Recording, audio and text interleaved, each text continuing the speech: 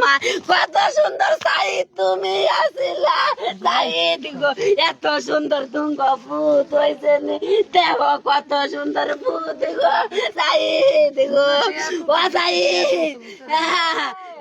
ও বইনে সঞ্চয় চালাইছে কইছে নমুনি তো তো ভাই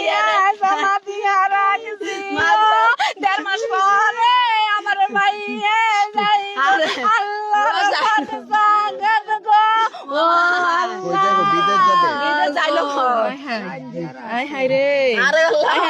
বাইরা কিস্তি তুল্লা সব ঋণ করছে ও আমার ভাই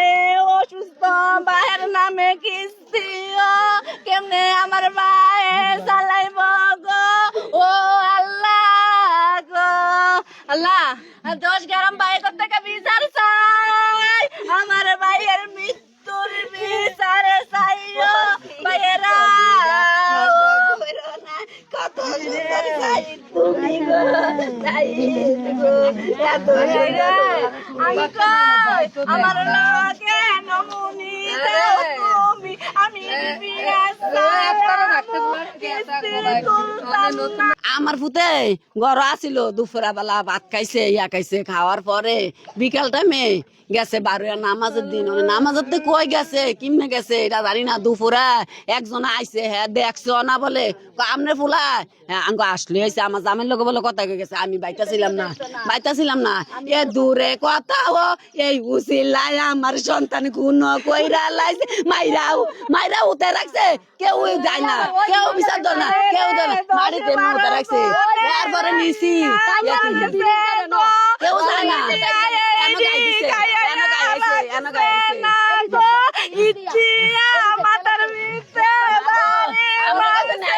আমি গরিব আমার বিচার করো না আমার ভাঙ্গা ঘর আমার টাকা নাই পয়সা নাই কিন্তু কিছু নাই ও বাবা